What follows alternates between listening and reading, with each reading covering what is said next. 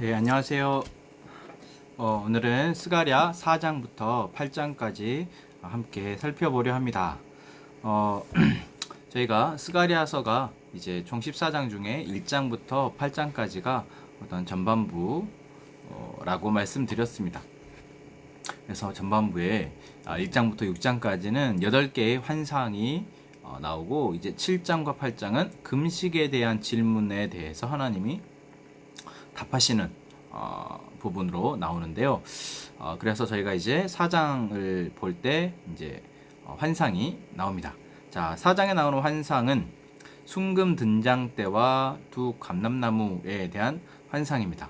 그러니까 하나님이 스가랴를 통해서 무엇을 보게 하셨는데, 그 보게 하신 것이 이제 금으로 만든 등잔대입니다.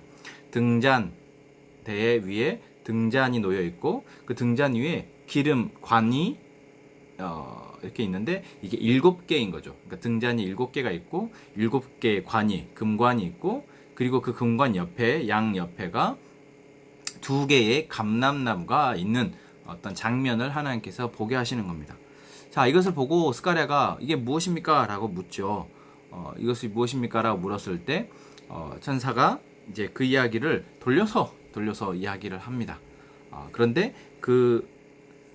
그것은 이제 이 등잔에는 기름이 있어야 불을 피울 수가 있죠. 그런데 그 기름이 끊이지 않고 계속해서 감람나무를 통해서 공급되게 하시는 장면인 거죠. 그러니까 자동 시스템입니다. 그래서 감람나무에서 기름이 계속 흘러서 그게 한 종이 금 그릇, 뭐라고 되어 있냐면 기름 그릇이라고 표현되어 있는데, 기름 그릇 위에 이렇게 모이게 되고, 그 기름 그릇에서 관을 통해서 그 등잔으로, 7개의 등잔으로 기름이 공급되니까 불이 끊이지 않고 계속해서 타오를 수 있다라는 거죠. 자, 이 환상을 왜 보게 하셨을까요? 자, 이 환상은 지금 하나님이 이 스가랴를 통해서 너희들에게 성전 건축을 하게 하는데, 이것은 단순히 성전 건축이 아니라 성전 건축으로 시작해서 이스라엘에 대한 회복이죠. 그런데 그 회복의 상황을 어떤 의심하고 그렇게 될까라고 약한 마음을 먹고 있는 이스라엘 백성들에게 하나님이 그것을 이 감람나무를 통해서 계속해서 기름이 공급돼서 이 불이 꺼지지 않듯이 그렇게 되게 해주겠다라고 말씀하시는 것이죠. 그래서 감람나무가 무엇이냐라고 했을 때 여기에 6절 말씀을 보면 이렇게 되어 있습니다. 만군의 여호와께서 말씀하실 때 이는 힘으로 되지 아니하고 능력으로 되지 아니하고 오직 나의 영으로 되느니라. 자, 감람나무는 하나님의 영으로, 다시 말하면 성령으로 되어지는 것을 이야기합니다. 그리고 이 감람나무, 두 감람나무는 바로 하나님, 뒤에서 이제 14절에서 나오지만 부름받은 자 둘, 다시 말하면 이 지금 포로에서 회복되어진 이스라엘 백성들을 위해서 부름받은 자 둘이 있습니다. 누굴까요? 네, 스룹바벨. 정치적으로는 스룹바벨이고 종교적으로는 대제사장 여호수아입니다. 그래서 이 두 사람을 하나님께서 세우셨고, 이 세우신 두 사람에게 성령을 통해서 계속해서 이 사역을 이스라엘 백성들에 대한 성전 건축을 포함한 이스라엘 백성들을 살피시는 이 일이 끊이지 않고 될 것이다. 반드시 될 것이다. 라고 어떤 확신의 말씀을 환상을 통해서 보여주신 것이 바로 4장의 이야기입니다. 네. 자, 그리고 이런 이야기들을 이제 할 때 그들의 마음이 이제 10절부터 보면 이렇게 나와 있죠. 작은 일의 날이라고 멸시하는 자가 누구냐? 그러니까 스룹바벨이 이제 이걸 좀 얘기해야겠네요. 자, 7절 말씀에 큰 산아 내가 무엇이냐? 내가 스룹바벨 앞에서 평지가 되리라. 그러니까 지금 이스라엘 백성들의 마음에는 어떤 큰 산처럼 진행된 일들이 어렵게 느껴지는 것이죠. 그런데 스룹바벨, 하나님이 세우신 스룹바벨 앞에서 평지가 되리라. 그러니까 아무 일도 아닌 것이 된다. 또한 그가 머릿돌을 내놓을 때, 머릿돌이라는 것은 우리가 그 건축을 할 때 그 머릿돌 있잖아요.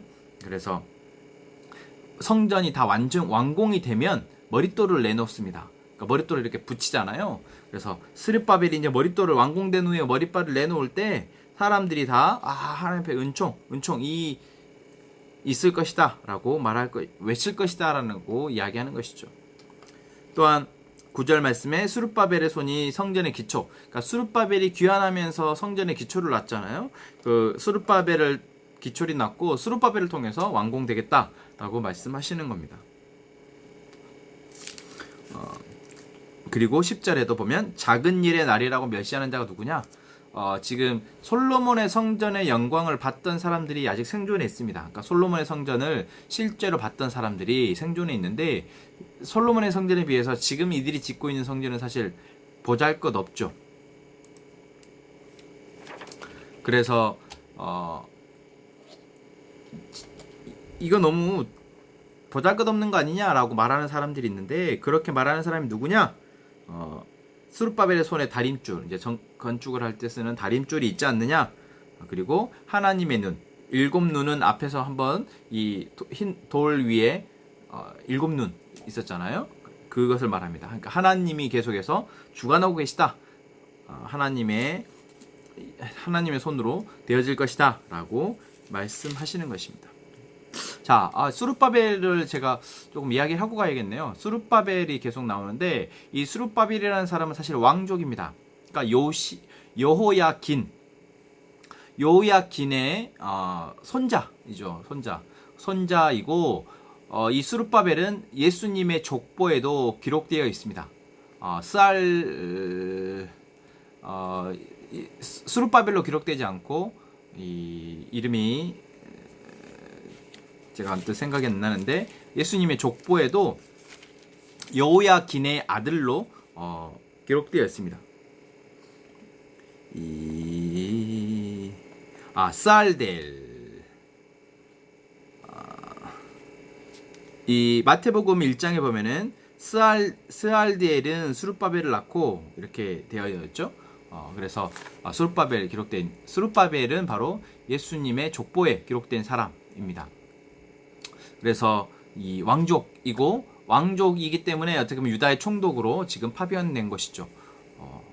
그래서 하나님이 다윗의 왕좌를 지금 멸망해버려서 무너진 것 같지만 그 포로 기간 중에서도 이 스룹바벨이라는 사람을 통해서 하나님이 그 다윗의 왕위가 이어지게 하셨고, 그게 결국 예수 그리스도에게까지 탄생까지 간다라는 것을 우리가 볼 수 있는 것이죠. 그래서 계속해서 스룹바벨을 이야기하는 것입니다.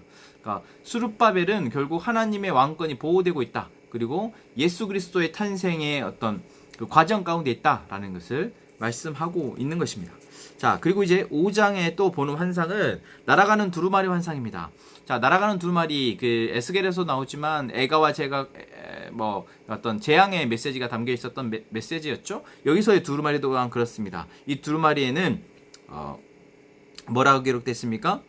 이 두루마리는 온 땅에 내리는 저주다 라고 말씀하고 있습니다. 그러니까 두루마리 크기가 엄청 커요. 여기 보면은 20규빗, 10규빗 이렇게 얘기하는데 길이가 20규빗이고 너비가 10규빗이라는데 이것은 어마어마하게 큽니다. 그러니까 뭐 8m? 예. 이렇게 깁니다. 그래서 큰 이 두루마리, 뭐 이렇게 그냥 펼 수 있는 두루마리는 아니죠. 그렇게 큰 두루마리가 애가 저주가 기록되어 있다라고 말하면서 만군의 여호와께서 이르시되 내가 이것을 보냈나니 도둑의 집에도 들어가며 또한 망령되이 맹세하는 집에 들어가서 그의 집에 머무르며 그 집을 나무와 돌과 아울러 사르리라 라고 말을 하고 있죠. 어떤 두 가지 죄에 대해서 이야기하는데, 첫 번째가 도둑의 집, 그러니까 도둑질하는 거, 그리고 망령되이 맹세하는 거, 이 두 가지 죄를 짓는 사람 집에 들어가서 거기에 저주를 내리겠다라고 얘기하는 겁니다. 그런데 이 두 가지 죄는 단순히 두 가지 죄가 아니라 10계명에 나오는 앞에서 말한 하나님에 관련된 죄가 바로 망령되이 맹세하는 죄로 상징되는 것이고, 뒤에 나오는 이웃에 관련된 죄는 도둑질하는 죄로 상징되는 것입니다. 다시 말하면 하나님이 말씀하신 그 10계명의 계명을 다시 말하면 죄를 짓는 사람들에게 저주가 있을 것이다 라는 것을 말하는 두루마리 환상입니다. 또한 5절부터 나오는 에바 속의 여인은, 자, 에바라는 게 이제 그러니까 양을 재는 어떤 도구인데 우리나라로 치면은 뒤주입니다. 뒤주. 쌀 뒤주 있잖아요. 그래서 곡식을 이렇게 담아두고 그것이 양이 얼마인지를 재는 그런 도구니까 커다란 어떤 뭐라죠? 이렇게 바구니라고 할 수 있겠죠. 자, 그런 에바 속에 에바 안에 한 여인이 들어 있습니다. 그리고 그게 뚜껑이 있는데 뚜껑을 이렇게 열어보니 그 안에 여인이 있는 거죠. 자, 그리고 둥근 6, 7절에 보면은 그때에 둥근 납 한 조각이 들리더라. 그가 이르되 이는 악이라. 그러니까 둥근 납 한 조각이 있는데 그것이 악이다 라고 말을 합니다. 그 여인을 에바 속으로 던져놓고 납 조각을 에바 아기 위에 던져 덮더라.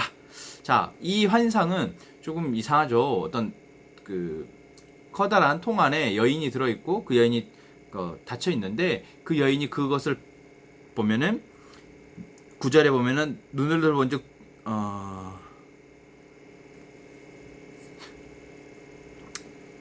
여인이 가둬서 이 여인을 저 멀리 옮깁니다. 두 명의 여인이 와서 그 에바를 들고 멀리 북쪽 신할 땅으로 옮긴다라고 이야기하고 그곳에 머무르게 한다라고 이야기하는데 이 환상은 이 여인이 바로 어떤 죄의 상징으로서 이 여인이 이 뒤주 속에서 나와서 계속해서 죄를 퍼뜨리지 못하도록 밀봉처럼 이렇게 닫아서 이것을 신할 땅으로 옮겨서 그곳에 어떤 봉인해버린 것 같은 모습을 말씀하시는 것이죠. 자, 여기서 신할 땅은 창세기에도 한번 나옵니다. 그 바벨탑이 만들다가 무산된 그 땅이 바로 신할 땅이었죠. 그리고 이게 이제 바벨론을 또한 바벨론의 그 땅입니다. 그래서 하나님이 이 예루살렘, 그러니까 이스라엘 땅에서 그것을 멀리 먼 곳으로 보내버리시는 거죠. 이것은 바로 죄를 이제 이 땅에서 죄를 하나님께서 없이 하시겠다라고 말씀하시는 것을 보이는 것입니다. 자, 6장은 또 하나의 환상을 보게 되는데 이것은 4마리의 말의 환상입니다. 자, 이 4마리가 두 산 사이에서 이렇게 나옵니다. 한 말은 붉은 말, 또한 병거죠. 병거라는 것은 그냥 말이 아니라 이렇게 전쟁할 때 쓰는 게 전차와 같은 거죠. 붉은 말들이 끌고 있고 또 한 병거는 검은 말들이, 셋째 병거는 흰 말들이, 넷째 병거는 어룽지고 건장한 말들이 메었다라고 말을 하는데 각각의 말들은 바람이라고 말합니다. 하나님의 그 보좌 앞에 있던 하나님의 영들이, 하나님의 사명을 받은 사람들이 이제 가서 하나님의 일을 사방에서 북쪽, 남쪽, 동쪽, 서쪽 사방으로 터져서 하나님의 일을 할 것이다 라고 말을 하고 있고 8절을 보면은 두루 다니던 것 중에서 북쪽으로 간 자들, 그러니까 북쪽으로 간 자들이 무엇입니까? 검은 말이었죠. 검은 말들이 와서 북쪽에서 내 영을 쉬게 하였다. 그러니까 가서 하나님이 맡기신 일을 다 완수하니까 하나님의 영을 쉬게 하였다 라고 말합니다. 자, 여기서 이제 우리가 색깔들을 보는데 여기서 이제 색깔 붉은 말이 상징하는 색깔들은 어떤 피 흘림, 어떤 죄에 대한 피 흘림이고 어떤 그 전쟁이 있을 것이다라는 이야기이고 또한 검은 말들은 그것에 죽음이 있을 것이다. 그러니까 어떤 전쟁과 죽음의 역할을 하는 그 상징인 것이죠. 그래서 북쪽은 지금 죄가 있는 곳, 죄가 가득한 곳을 상징합니다. 그래서 하나님의 영이 하나님의 사명을 맡은 자가 그곳에 가서 그것을 다 그 죄를 멸시하고 멸하고 하나님의 영을 쉬게 하였다라는 어떤 해석을 할 수 있겠죠. 자, 그리고 이제 6장 9절부터는 이제 어떤 환상이 아니고 하나님께서 이 여호수아에게, 그러니까 대제사장이죠. 대제사장 여호수아에게 면류관을 씌우도록 스가랴에게 말을 합니다. 스가랴에게. 자, 면류관이라는 것은 이제 금으로 만든 관인데 이것을 만들기 위해서 어떤 사로잡혔던 자들 중에서 그래도 조금 여유가 있는 여기 나오죠. 바벨론에서부터 돌아온 헬데, 도비야, 여다야가 요시야라는 사람 집에 갔는데 그 사람들에게 가서 은과 금을 받아다가 면류관을 만들어라. 그러니까 그리고 그 관을 여호수아의 머리에 씌워라 라고 말씀하시죠. 그리고 여호와께서 12절에 보면은 싹이라 이름하는 사람이 자기 곳에서 돋아나서 여호와의 전을 건축하리라. 자, 싹 그리스도를 말합니다. 결국 이 여호수아라는 사람에게 면류관을 씌우시면서 하나님이 하나님의 그리스도, 예수 그리스도가 결국 하나님의 전을 건축할 것을 이야기하시는 것이죠. 그리고 그 전 안에 이 면류관을 보관하라 라고 이야기하고 있습니다. 결국 하나님이 어떤 눈에 보여지는 유형의 성전의 건축뿐만 아니라 결국 예수 그리스도를 통해서 영원한 하나님의 나라, 하나님의 전을 건축할 것을 또한 말씀하십니다. 자, 그렇게 이제 전반부에 나오는 8개의 환상이 이렇게 끝이 납니다. 결국 이 8개의 환상이 말하는 바는 성전이 건축될 것이다 라는 거죠. 첫 번째, 성전이 건축될 것이고, 이 성전 건축은 눈에 보여지는 성전뿐만 아니라 예수 그리스도를 통해서 영원한 하나님의 나라가, 또한 영원한 하나님의 전이 건축되면서 결국 그 하나님의 백성들을 하나님이 행복하게 풍성하게 살게 하실 것이다 라는 것을 어떤 환상을 통해서 보게 하셨습니다. 그리고 그러기 위해서는 반드시 죄가 해결되어야 한다 라는 것을 또한 몇 개의 환상을 통해서 말씀하셨죠. 자, 그리고 이제 7장입니다. 7장은 금식에 대한 이야기입니다. 자, 다리오 왕치 4년, 그러니까 성전 건축이 재건이 시작되고 한 2년 정도 흐른 후에 베델에서 사람들이 와서 묻습니다. 뭐라고 묻냐면, 우리가 계속 금식을 해야 됩니까? 라고 묻는 거죠. 자, 이게 무슨 말이냐 하면은, 자, 이 사람들이 5월의 금식, 7월의 금식을 우리가 계속 해야 됩니까? 라고 묻는데, 이 5월에 금식하는 것과 7월에 금식하는 것은 왜 했냐면, 5월의 금식은 예루살렘 성전이 무너진 것에 대해서 슬퍼하기 위해서 어떤 금식을 하자라고 되어져서 5월에 금식을 합니다. 그리고 7월의 금식은 유다 총독인 그달랴, 그러니까 시드기야 왕 이후에 이제 바벨론의 왕이 파견한 총독이 바로 그달랴이죠. 근데 그 그달랴 총독이 죽은 것을 또한 슬퍼하면서 했던 금식이 바로 7월의 금식입니다. 그래서 이 베델 사람들이 와서, 우리가 지금 성전이 재건이 되고 있는데 성전이 무너진 것 때문에 계속 금식해야 됩니까? 라고 묻는 거죠.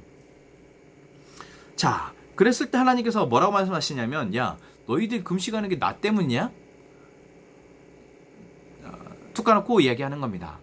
결국 그들이 금식했던 이유는 어떤 그냥 자기들의 어떤 절망적인 상황과 이런 것에 대해서 그냥 슬퍼서 그것이 투영된 금식이었던 것이지, 정말 하나님 앞에 죄를 자복하고 하나님을 위해서 한 금식이 아니었다라는 것을 하나님은 너무나 잘 아셨고, 그것을 짚어서 이야기하시는 것이죠.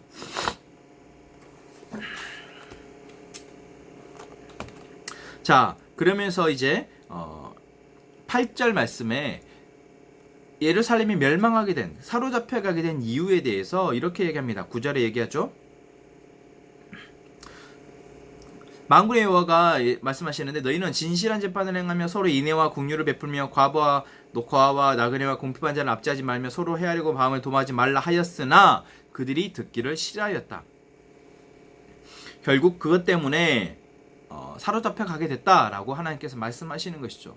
그러니까 지금 너희들이 금식한다고 되어지는 문제가 아니라 너희 안에 중심, 너희 안에 마음이 잘못됐다, 없는 것을 지금 하나님께서 말씀하십니다.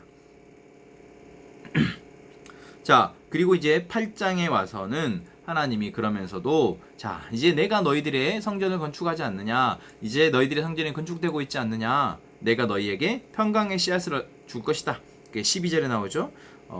11절에 보면은, 내가 이제 이 남은 백성을 대하기를 옛날과 같이 하지 않겠다. 옛날이 어떻습니까? 예루살렘 멸망과 같이 하지 않겠다. 그러면서 평강의 씨앗을 너희가 얻을 것이다. 포도나무가 열매를 맺고, 그러니까 좋은 이야기를 하시는 것이죠. 그러면서 위로하시는 겁니다. 자, 그리고 이제 14절부터는 다시 한번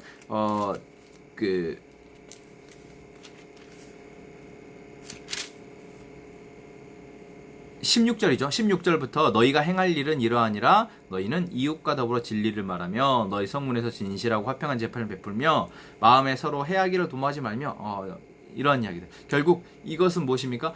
겉으로 보이는 형식적인 금식이나 종교 행위가 아니라 정말 마음에서 우러나서 하나님을 통해서 되어지는 하나님의 이 성품을 닮은 사람으로서 살아가라 라고 말씀하시는 것이죠. 그리고 18절에서부터 금식에 대해서 이야기하시는데 그러니까 금식이라는 것은 하나님에 대한 사랑의 하나의 표현 또는 하나님에 대한 의지 표현이잖아요. 그런데 이 금식을 보다 더 좋은 것은 하나님 안에서 주 안에서 기뻐하는 것이다 라는 것을 18절부터 이야기하고 있습니다. 그러니까 금식이 변해서 희락의 즐거움과 기쁨과 즐거움과 희락의 절기가 될 것이다. 그러니까 너희들이 더 이상 금식할 필요가 없다. 그러니까 잘못을 해서 금식하고 회개하는 것이 좋겠니? 아니면 정말 하나님 안에서 잘 살아가면서 하나님의 뜻대로 살아가면서 기뻐하는 것이 좋겠니? 당연히 기뻐하는 것이 좋겠죠. 그래서 너희들의 금식이 변해서 기쁨의 절기가 될 것이다. 너희는 진리와 화평을 사랑하라 라고 말씀하십니다. 그리고 이것이 단순히 이스라엘 백성들에게만 국한되는 문제가 아니라 이방에까지도 해당된다라는 이야기를 그 뒤에 하고 있습니다. 그래서 이성읍 저성읍 21절이죠. 이성읍 주민이 저성읍에 가서 얘기를 우리가 속히 가서 만군의 여호와를 찾고 여호와께 은혜를 구하자 하면 나도 가겠노라. 그러니까 서로 하나님의 백성들이 되겠다고, 서로 하나님의 성 안에 들어오겠다고 하지 않겠느냐. 그래서 다른 이방 백성들이 유다 사람 옷자락을 잡고 하나님이 너희와 함께 하심을 들었느니 우리가 너희와 함께 가려 하노라 하고 할 것이다 라는 것을 말씀하시죠. 자, 이게 바로 이제 되어질, 결국 예수 그리스도를 통해서 되어질 하나님의 구원의 놀라운 일들이 바로 이제 8장의 후반부에가 기록되어져 있습니다.